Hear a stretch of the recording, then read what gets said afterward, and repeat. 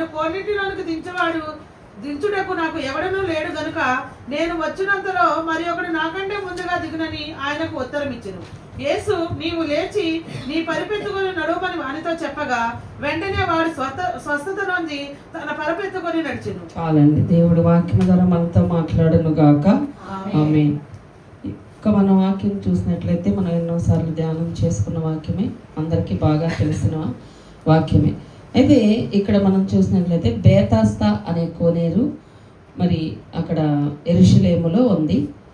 ఈ యెరూషలేములో ఉన్న ఈ కోనేరులో అంట 5 మంటపాలు కలవు. ఈ 5 మంటపాలు ఉన్నాయి కదా, అంటే మనుషులు వెళ్ళి ఇందులో ఫస్ట్ ఎవరైతే దిగుతారో ఆ దేవదూత వచ్చి నీళ్లు కదిలించగానే ఫస్ట్గా ఎవరు దిగుతారో వాళ్ళకే స్వస్థత కలిగిద్ది. మిగతా వాడు రెండో వాడికి కూడా స్వస్థత జరగదు. ఆ ఫస్ట్ దిగేవాడు ఎంత ఎలర్ట్గా ఉంటే, కనిపెట్టుకొని ఉంటేనే వాడు అది పొందుకుంటాడు. ఎందుకంటే కొన్ని వేల మంది అక్కడ వెయిట్ చేస్తున్నారు. ఈ రోజున ఒక స్వస్థత జరుగుతుందంటే ఎంత వెళ్ళిపోతారో, ఎంత దూరమైనా పలానా పాస్టర్ గారి దగ్గర అదంట ఇదంట, పలానా చోట అదంట ఇదంట వెళ్తారు కదా. ఎందుకంటే ఎవరి అవసరం వాళ్ళది, ఎవరి బాధ వాళ్ళది, ఎవరి తెప్పలాలి. ఇంత టెక్నాలజీ ఉండి, ఇన్ని మెడిసిన్ ఉండి, ఇన్ని హాస్పిటల్స్ ఉండి ఈ రోజుల్లోనే స్వస్థతలు అంటే పరిగెడుతున్నారు కదా. మరి ఏ యొక్క మరి హాస్పిటల్స్ లేవు, వైద్యం లేదు. జ్వరం వస్తే కూడా మరి దానికి సరైన వైద్యం లేక జ్వరంతో కూడా పడి ఉండి అలా ఎన్నో రోజులు నెలలు ఉండి కొంచెం ఓపిక ఉన్న వాళ్ళు, ఇమ్యూనిటీ పవర్ ఉన్న వాళ్ళు ఎగిసేవాళ్ళు, లేదంటే అలాగే మంచానికి అంటుకొని జ్వరం వస్తే చచ్చిపోయేవాళ్ళు. అలాంటి రోజులు అవి. అటువంటి రోజుల్లో మరి అక్కడ ఎంతమంది జనాలు ఉంటారో మీరు ఒకసారి ఆలోచించుకోండి. ఆ 5 మంటపాలు అంటే 5 గాడ్స్ లాగా అనమాట. ఏ పక్క నుంచి అయినా వెళ్ళి వాళ్ళు స్వస్థత పొందాలని, నేనే ముందు దిగాలని ఎవరి ఆశ వాళ్ళది, ఎవరి బాధ వాళ్ళది.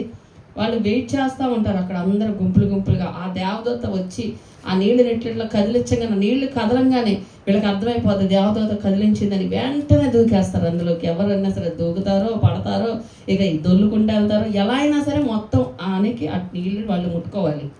అప్పుడు వాళ్ళకి ఏ రోగం ఉన్నాయి చెప్పాడు ఇక్కడ.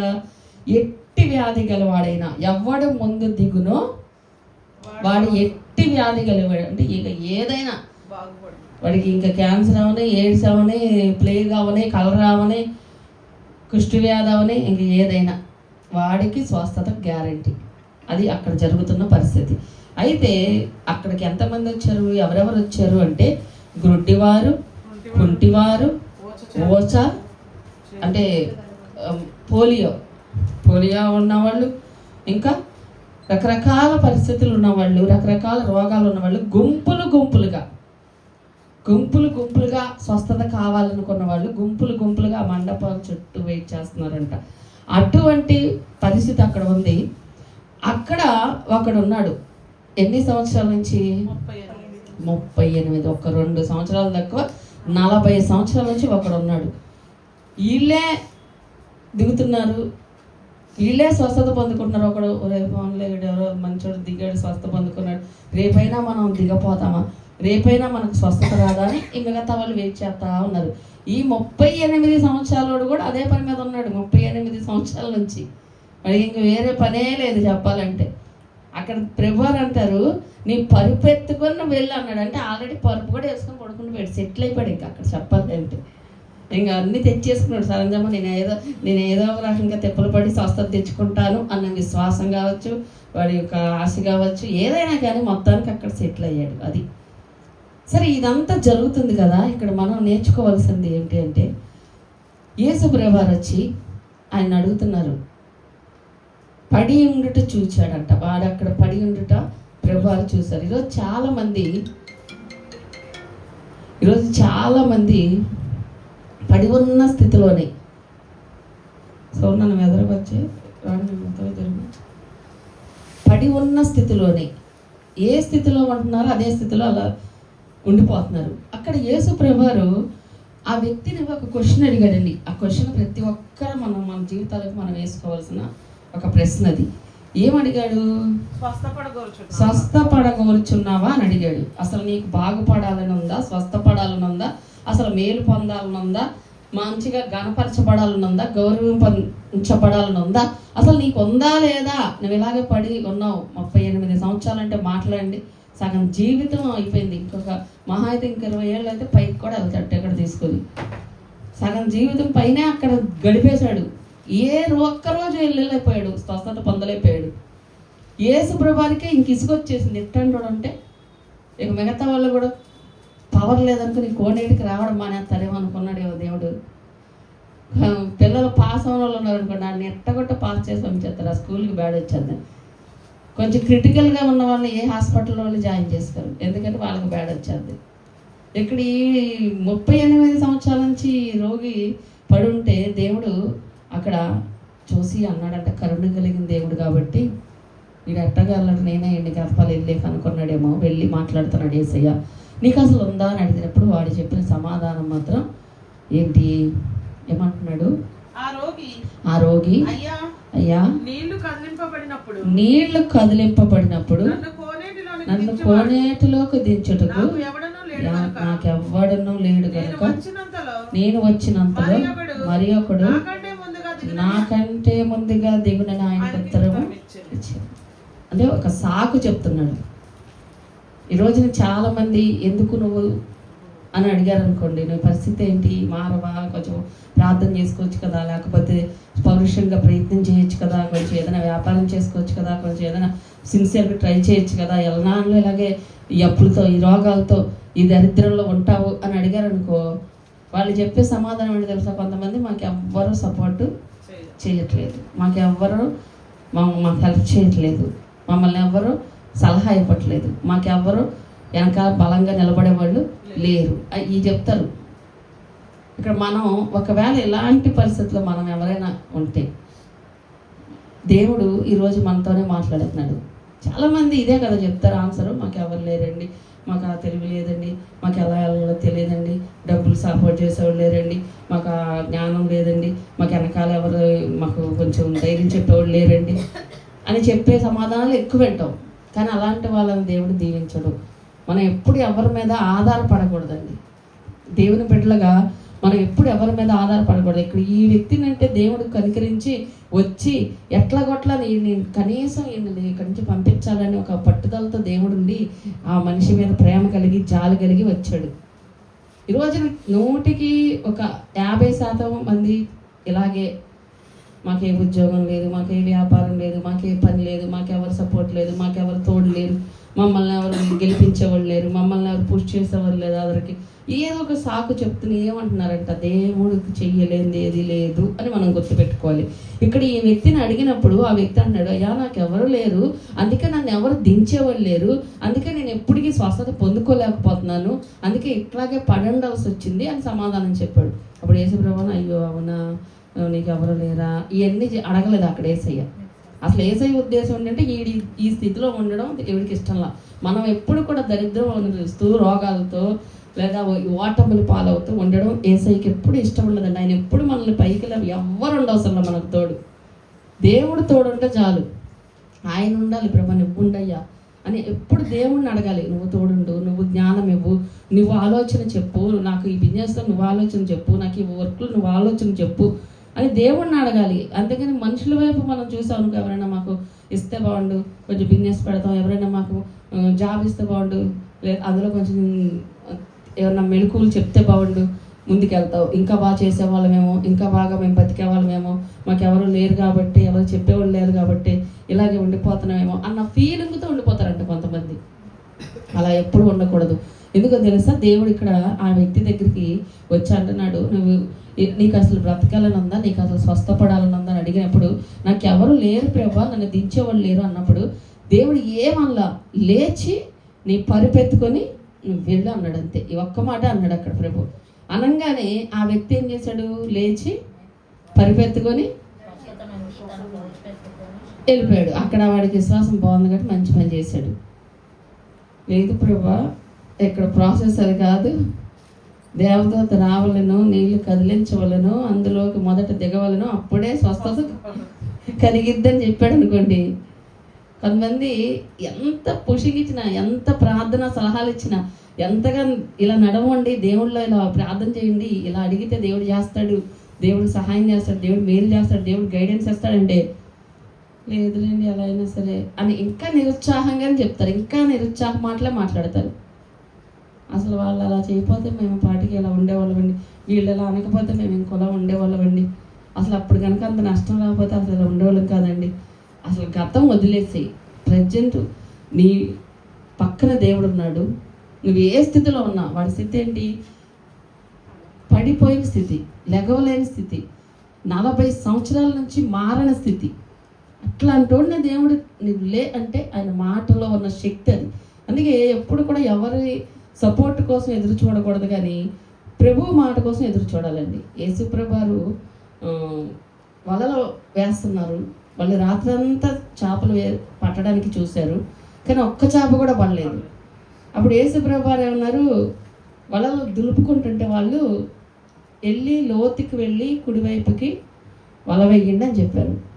భలే చెప్పావు కానీ అయ్యా ఇప్పుడు దాకా చేసింది ఏంటి మాకు తెలీదా? మేము జాలర్లో అయ్యే చేపలు ఏ టైంలో ఉంటాయి మాకు తెలీదా? అవి ఇంకా రావు, లోతుకి వెళ్ళాలి, ఇప్పుడు దాకా లోతేగా ఉన్నాం, లోతులోనేగా వండి వచ్చాం, ఒక్క చేపడలేదు అని వాళ్ళు అవిశ్వాసంగా మాట్లాడలేదు. వాళ్ళ విశ్వాసంతో దేవుడు ఎందుకు చెప్పాడు, దేవుడు మాటలో ఏదో పవర్ ఉంది అని వాళ్ళు గ్రహించారు కనుక వెంటనే వెళ్ళి అప్పుడు దాకా పట్టారు. వాళ్ళు అప్పుడు దాకా అదే సముద్రంలో పట్టారు, కానీ ఏ చేప పడలేదు. యేసుప్రభు వారికి ఏ టైంలో ఏ చేపలు ఎక్కడ ఉంటాయో వాళ్ళకన్నా బాగా తెలుసు. వాళ్ళు జాలర్లు, వాళ్ళకి ఆల్మోస్ట్ తెలుసు, కానీ అంతకన్నా సర్వ సృష్టికర్త ఆయనకి ఇంకా తెలుసు. ఆయన అందుకే చెప్పాడు, పలానా చోటకి వెళ్ళి అక్కడ వెయ్యండి అని చెప్పాడు. వాళ్ళు బాధపడుతుంటే వాళ్ళు రాత్రంతా శ్రమపడి అలిసిపోయి ఏమీ లేదే ఈరోజు మా పరిస్థితి ఏంటని దులుపుకుంటుంటే ఏసై కంట బాధ వేసిందంట, జాలి కలిగిందంట. ఆయన జాలి కలిగిన దేవుడుగా పాపం వెళ్ళి ఆయనే వెళ్ళి పలానా చోటకి వెళ్ళి వెయ్యండి అని చెప్పాడు. చెప్పంగానే వాళ్ళు కూడా విధేయతతో ఏమోలే దేవుడు ఎందుకు చెప్పాడు, మనం వెళ్దాం, ఏసై ఎందుకు చెప్పాడు, ఏసై మాటలో శక్తి ఉంది అని వాళ్ళు విశ్వాసంతో వెళ్ళారు కాబట్టి వాళ్ళ పిగిలిపోయేంత చేపలు వాళ్ళకి పడ్డాయి. కానా పెళ్లి విందులో కూడా ద్రాక్షారసాన్ని నీటిని ద్రాక్షారసంగా మార్చాడు. వాళ్ళు కూడా అయ్యా ఏం చేయమంటావు, మా పరిస్థితి ఏంటి, మా పరువు పోద్ది అని మా టెన్షన్ పడిపోతున్నారు. యేసుప్రభు అన్నాడు నీటితో నింపండి అంచుల వరకు అని చెప్పాడు. వాళ్ళు కూడా శిష్యులు ఏంటయ్యా నీళ్ళు పోయమంటారండి, ఇప్పుడు భలే చెప్తున్నావు, తంతారు ఇప్పుడు మమ్మల్ని అది ఇదని ఏమల్లా. వాళ్ళు కూడా ఆయన మాటలో ఏ పవర్ ఉందో వాళ్ళకి తెలుసు, మనకే తెలియట్లా. ఆ మాట కోసం కనిపెట్టం, ఆ మాట చెప్తే దాన్ని పట్టుకొని ముందుకెళ్ళం, ఆ మాటను నమ్మం. నీకేం కాదు అన్నాడా దేవుడు, అది నమ్మం. మనుషుల మాటలే నమ్ముతూ ఉంటాం ఎంతసేపు. ప్రభు నాకేం కాదని చెప్పాడుగా నేను ఎందుకు బాధపడాలి, ప్రభు నాకు ఇదిగో ఇది చేస్తాను చెప్పాడుగా నేను ఎందుకు అవిశ్వాసపడాలి అన్న మాట రాదు జనాలకి. ఎప్పుడు మనుషుల మాటలే భుజాన్ని వేసుకొని హైలైట్ చేస్తూ ఉంటారు. ఇంకా ఎక్కడ దేవుడు పవర్ నువ్వు అనుభవిస్తావు? ఆయన మాటలో శక్తి ఉంది. ఇక్కడ ప్రాసెస్ ఏంటో తెలుసా, నీటిలో దేవదూత దిగాల్సిందే, నీళ్ళు కదపాల్సిందే. అప్పుడు ఎవరు దిగుతారో వాళ్ళకే అక్కడ స్వస్థత, అది అక్కడ జరగాల్సిన ప్రొసీజర్. కానీ ప్రభువు ఇదంతా ఎందుకురా బాబు, నువ్వు ఎలాగో వెళ్ళలేకపోతున్నావు కాబట్టి నేను నీకు ఈజీగా స్వస్థత ఇస్తాను లే అన్నాడు, అంతే లేచాడు. అంటే మనకి ఈ క్రమంలో వెళ్తేనే దీవించబడతాం, ఈ క్రమంలో ఉంటేనే ఈ రోగం తగ్గిద్ది, ఈ పలానా వాళ్ళకి ఇదే ఇలా చేస్తేనే వాళ్ళకి రోగం తగ్గింది, పలానా వాళ్ళు ఇలా చేస్తేనే దీవించబడ్డారు, అలా మనం అనుకుంటా కూర్చుంటే దేవుడు అంటాడు ఒక మాట సింపుల్ది చెప్తాడు దేవుడు. ఆ సింపుల్ దాన్ని మనం పట్టుకొని వెళ్ళడానికి మనకి విశ్వాసం సరిపోదు, కానీ విశ్వాసంతో వెళ్తే దేవుడు మనం కష్టం లేకుండా ఈజీగా చెప్తాడు. ఇక్కడ ఆ ప్రాసెస్ అంతా ఫస్ట్ దేవదత్త రాగానే ఎవరిని వెళ్ళకుండా దేవుడు ఆపేసి ఇప్పుడు నువ్వు వెళ్ళు అని చెప్పాడా? చెప్పలేదు. అక్కడ అంతా అవసరం లేదు. మన జీవితాన్ని దేవుడు మార్చాలంటే ఆయన మాట చాలండి, ప్రభు మాట తీసుకోవాలంతే. ఈరోజు చాలామంది ప్రభు మాటని తీసుకోవట్లేదు.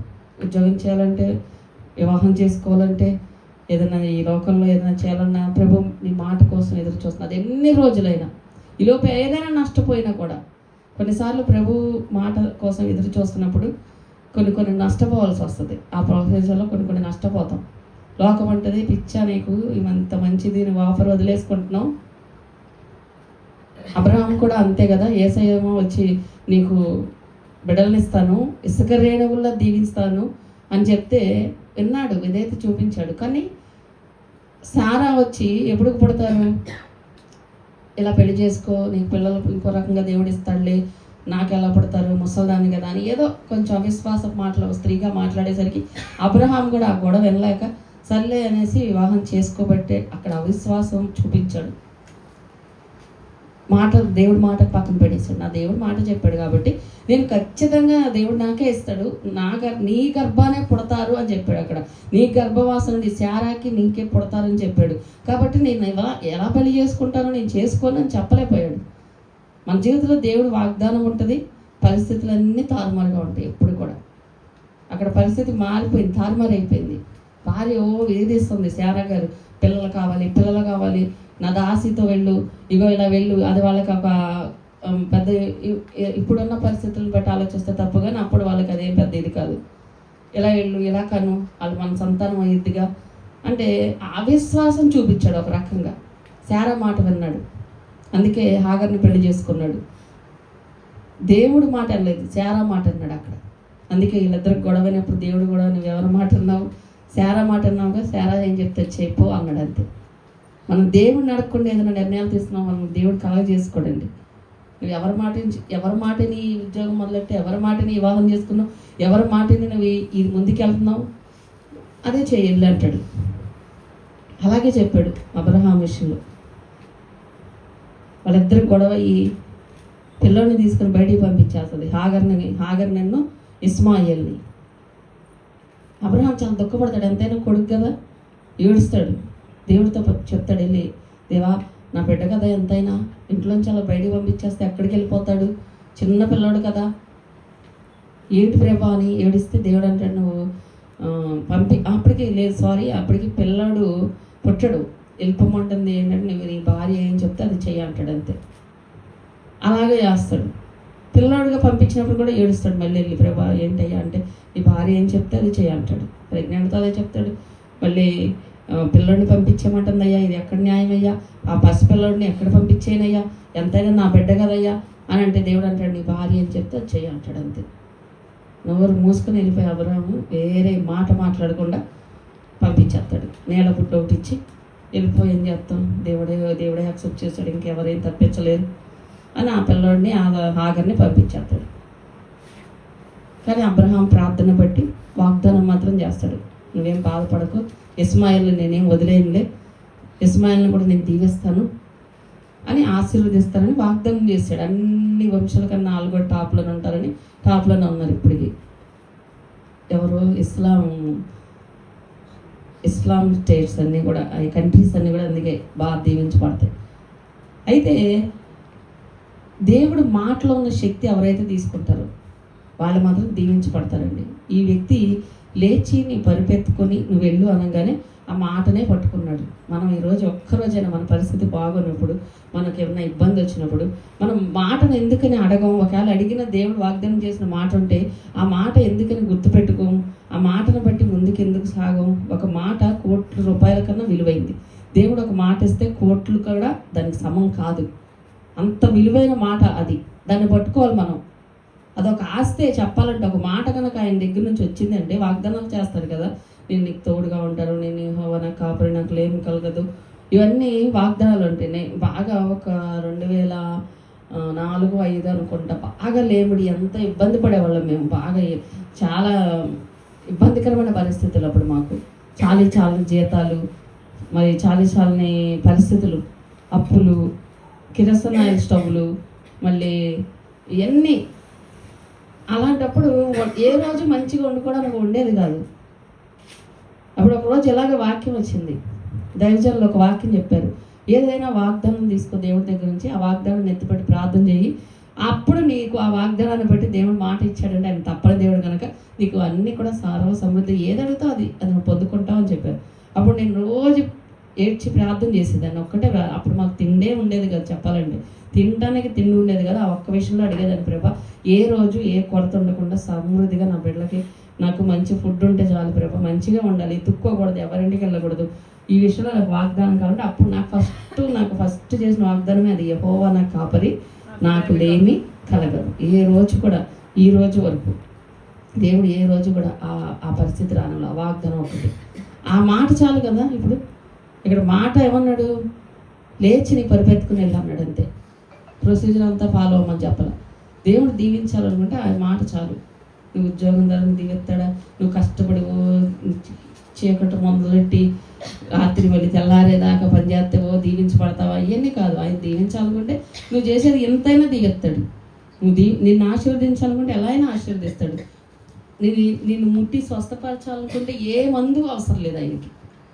నువ్వు స్వస్థపడుతున్నావు, నీకు ఇంజెక్షన్ చేస్తున్నాను అంటాడు, అంతే, స్వస్థపడిపోతావు. పెద్ద పెద్ద వ్యాధిగ్రస్తులు, ఎంతో వ్యాధిగ్రస్తులు, క్యాన్సర్ వ్యాధిగ్రస్తులు, ఎయిడ్స్ వ్యాధిగ్రస్తులు, ఎంతో దీర్ఘకాలిక వ్యాధిగ్రస్తులు ఒక మాట తీసుకొని స్వస్థపడిన వాళ్ళు ఉన్నారు. దేవుడి మాటలో ఉన్న పవర్ అది. అందుకే మనం ఎప్పుడు కూడా, ప్రభు నీ మాట ఏంటయ్యా, నీ మాటలో ఉన్న శక్తి మాకు కావాలి. ఆ శక్తిని ఆశ్రయించే వరకు మనం ఉండాలి.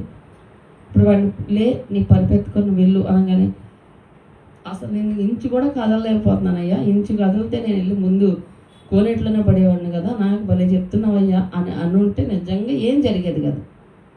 ఒకరోజు యేసుప్రభువారు సమాజ మందిరంలోకి వెళ్తాడు. అక్కడ కూడా ఓచ చేతులు కలిగిన వాడు అని ఉంటుంది. ఓచ చెయ్యి అంటే చెయ్యి పనిచేయదు, ఒక చెయ్యి పనిచేయదు. యేసుప్రభువారు దగ్గర స్వస్థపడాలని పాపం ఆశ కలిగి ఉంటాడు. యేసుప్రభువారు అంటే నీ చెయ్యి చాపు అనగానే, చెయ్యి చాపు అనగానే ఏ చెయ్యి చాపుతాడు తెలుసా? ఏది పని చేయదో అదే చాపాలని అతని విశ్వాసం. చాపుతాడు అంటే చెయ్యి చాపంగానే ఇది చాపడు. అక్కడ చాలామందికి అర్థం కదా అది క్లారిటీగా. చెయ్యి చాపు అనగానే యేసుప్రభు వారు ఇలా అంటాడు. ఎలా అంటే ఈ చెయ్యి పని చేస్తుంది, ఇది చాపడండి. ఆయన జనరల్గా మనం ఎలా ఆలోచిస్తాం? చెయ్యి చాపు అనగానే ఇది పని చేస్తుంది కదా, దేవుడు ఇదే చాపమన్నాడేమో అనుకుంటాం. అదే అవిశ్వాసం.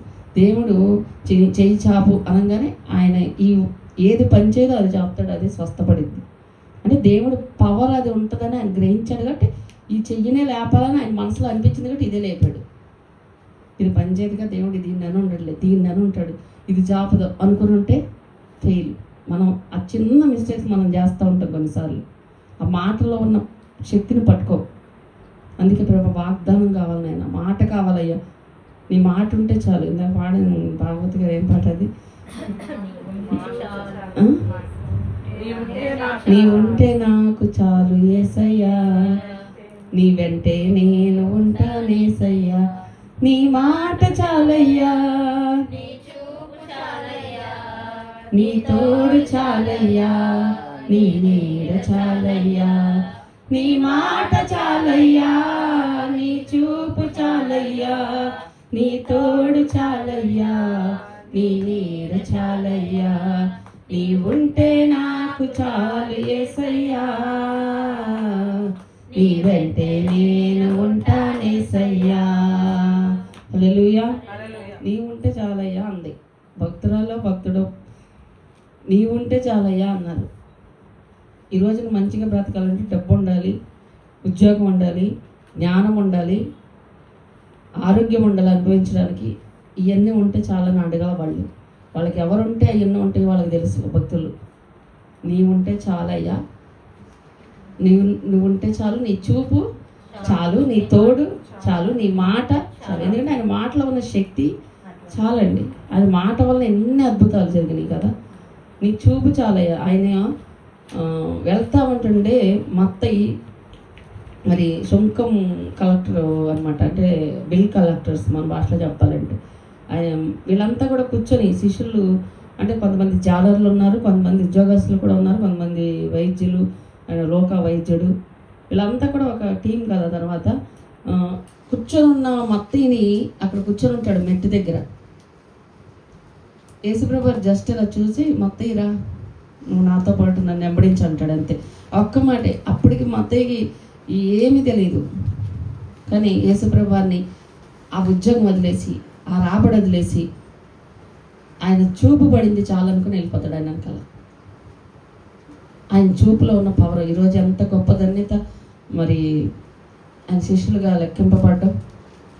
ఆ రోజు యేసుప్రభు వారు చెప్తాడు కదా, అమ్మని ఎంత మంచి ఉద్యోగం, సుంకం వసూలు చేయడం, బిల్లు ఏమంటారు అని ట్యాక్స్ కట్టించుకోవడం.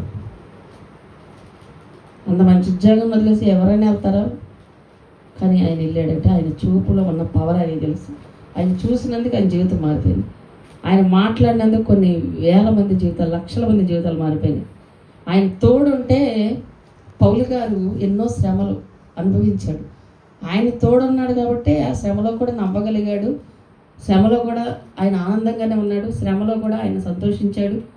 శ్రమను బట్టి ఆయన ఏ రోజు బాధపడలేదు. ఎందుకంటే ఆయన తోడు, దేవుడు తోడు ఉంటే మనకి బాధలో కూడా మనం సంతృప్తి కలిగి ఉంటాం, నెమ్మది కలిగి ఉంటాం, ధైర్యం కలిగి ఉంటాం. అబ్రహాంకి శ్రమ వచ్చింది, దావీదుకి వచ్చింది, దానియేలుకి వచ్చింది, యేసేపుకి వచ్చింది. వీళ్ళందరికీ దేవుడు తోడున్నాడు. తోడున్నారు కాబట్టే వాళ్ళందరూ కూడా శ్రమలో కూడా ఇంకా ఎక్కువగా మనకి ఒక పాఠం నేర్పగలిగారు. వాళ్ళు కృంగిపోలేదు. సంసోనికి దేవుడు తోడు ఉన్నాడు ఉన్నన్నాళ్ళు, కానీ ఆయన అవిధేయతగా బతికినప్పుడు దేవుడు తోడు లేడు. తోడు లేకపోతే ఎట్లా ఉంటుందో కూడా మనకు సంసోన్ జీవితం ఎగ్జాంపుల్. చితికిపోయాడు. అంత బలవంతుడు కూడా ఏమీ చేయలేని నిస్సహాయ స్థితికి వెళ్ళిపోయాడు. దేవుడు తోడు లేడు. తోడు లేకపోతే అదే బలం, అదే మనిషి, అదే అభిషేకం జీరోకి వచ్చేసింది. దేవుడు తోడు పక్కకి వెళ్ళినందుకు అంతే, పక్కకి వెళ్ళిపోయాడు దేవుడు. ఆ ప్రభావం పోయింది, ఆ మహిమ పోయింది, ఆ బలం పోయింది, ఆ కృప పోయింది. తిరగలిసిరిచ్చారు ఫిలిస్తీన్, తీసుకెళ్ళి కళ్ళు పీకేశారు. సంసోను చూస్తే 20 సంవత్సరాలు అసలు సంసోను పేరెత్తితే వాళ్ళు దరిదాపులకు వచ్చేవాళ్ళు కదా, అలాంటి భయపడేవాళ్ళు. ఎప్పుడైతే దేవుడు తోడు లేడని సంసోనికి తెలిసిందో వెంటనే వాళ్ళు వాళ్ళ దేశానికి తీసుకెళ్ళి వాళ్ళ గుడిలో పెట్టి, ఆ దేవత గుడిలో మా దేవతే మాకు సంసోన్ని పట్టించింది, మా దేవత ఎంత గొప్పదో, మా శత్రువు మాకు దొరికాడని ఆనందపడిపోయి ఆ దేవతకి ఉత్సవాలు చేసుకొని ఈ తిరగలం ఉంటుంది వాళ్ళ ఒక గుడి దగ్గర, దాన్ని విసిరిస్తారు. అంటే అంత చీపుగా, ఎంత చులకనగా సంసోన్ని చేసేస్తారు. సంసోన్ని చూపుకి భయపడేవాళ్ళు, సంసోన్ పేరుకి హడిలిపోయేవాళ్ళు. సంసోన్ని తీసుకెళ్ళి వాళ్ళు వంటగదిలో తిరగలేసి ఇచ్చారంటే అక్కడ దేవుడు తోడలేడు. దేవుడు తోడు లేకపోతే మనం కూడా అంతే, ఎంత బలవంతులమైనా, ఎంత పేరున్నా, ఎంత గొప్పలమైనా తీసుకెళ్ళి జీరోలో కూర్చోబెడతాడు. ఆయన తోడు ఉంటే అది ఆయన మనకున్న పవర్. అది ఏ ఆస్తి ఉండవసల్లా, ఏ జ్ఞానం ఉండవసల్లా దేవుడు తోడు ఉంటే ఆ పవర్ వేరు. దేవుడు తోడు లేకపోతే ఆ పవర్ తగ్గిపోతుంది అంతే. ఆయన చూపుకి పవర్ ఉంది, ఆయన మాటకి పవర్ ఉంది, ఆయన యొక్క తోడుకి పవర్ ఉంది. నీ చూపు చాలు, నీ మాట చాలు, నీ తోడు చాలు, ఆయన నీడలో మనం ఏం పాడాం కదా ఇందాక. ఏం పాడది? అది కాదు, లాస్ట్లో పాడాం. కాపరివైన నీ నీడలో నేనిలా బ్రతుకుచున్నానయ్యా, కాపరివైన నీ నీడలో నేనిలా బ్రతుకుచున్నానయ్యా, ఒక్క క్షణమైన నిన్ను వీడినా నేనేమవుదునో తెలియదయ్యా. హల్లెలూయా. ఒక్క క్షణం విడిచిపెట్టిన దేవుడిని మన స్థితిగతులు మారిపోతాయి. చరిత్రలే మారిపోయినాయి, చక్రవర్తులే పడిపోయారు.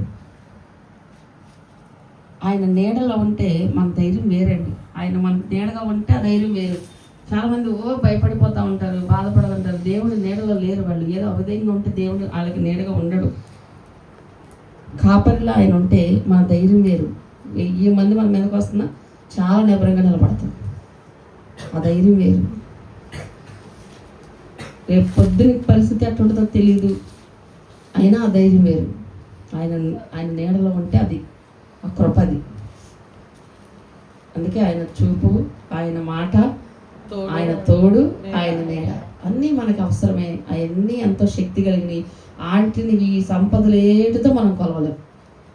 ఇక్కడ మనం నేర్చుకోవాల్సింది అంటే ప్రభు నీ మాటలో అంత శక్తి. స్టీఫెన్ పాల్ గారు కూడా ఒక పాట పాడతారు కదా, నీ మాటకెంతో శక్తి ఉన్నదయ్యా, నీ మాట మహిమలు జరుగునయ్యా, యేసయ్యా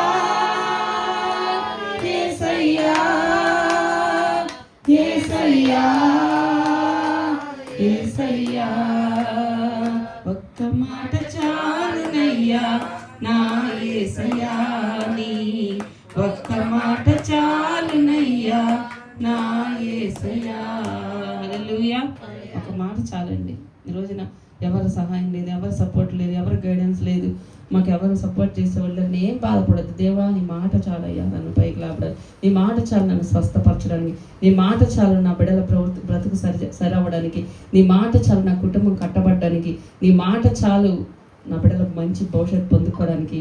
ఏదైనా ఆయన మాట ఉంటే చాలని ఆ మాట కోసమే కనిపెట్టుకోవాలి, ఆ మాట కోసమే ఎదురు చూడాలి. ఆ మాట ఒకవేళ దొరికిందా ఇంకా నువ్వు ధైర్యంగా గుండె మీద చేసుకొని ప్రశాంతంగా ఉండొచ్చు. ఎందుకంటే ఆ మాట కోట్లతో సమానం. ఒక ఆస్తి అదే ఎవ్వడు ఎత్తికెళ్ళాడు, మనం తీసేసుకుంటే తప్ప, మనం ఏమన్నా ఆశలేసి పోగొట్టుకుంటే తప్ప మన ఆస్తిని దొంగ ఎత్తికెళ్ళలేడు, అపవాది కూడా దొంగలించలేడు.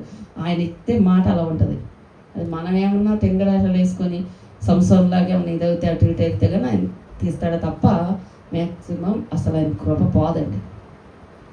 కాబట్టి అలాంటి విలువైంది దొంగలు ఎత్తుకోలేంది మనం ఈరోజు సంపాదించుకున్న ప్రతీది పాడవిద్ది, ఎత్తుకెళ్ళే ఛాన్స్ ఉంది. కానీ ఆయన ఇచ్చిన మాట మాత్రం అలా ఉంటుంది అంతే స్థిరంగా. కాబట్టి అది మాట కోసం ఎదురు చూద్దాం. మనుషుల కోసం, మనుషుల మీద ఆధారపడి ఎవరు సపోర్ట్ చేయట్లేదు, ఎవరు సహాయం చేయట్లేదు, ఎవరు తోడు లేరు, ఎవరు మాకు చెప్పేవాళ్ళు లేరు, సలహా ఇచ్చేవాళ్ళు లేరు అని ఎప్పుడు అనుకోవద్దు. అసలు అలా అనుకుంటమే దేవుణ్ణి అవమానించడం.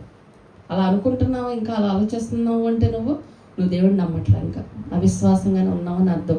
లేదు ప్రభా నాకు ఎవరి సహాయం కాదు, అలా నా అందరిని ద్వేషించమని కాదు, అందరిని నువ్వెంత అన్నమని కాదు, అలా ఆధారపడద్దు. అసలు అలా ఆలోచించద్దు, ఆలోచనే కరెక్ట్ కాదు.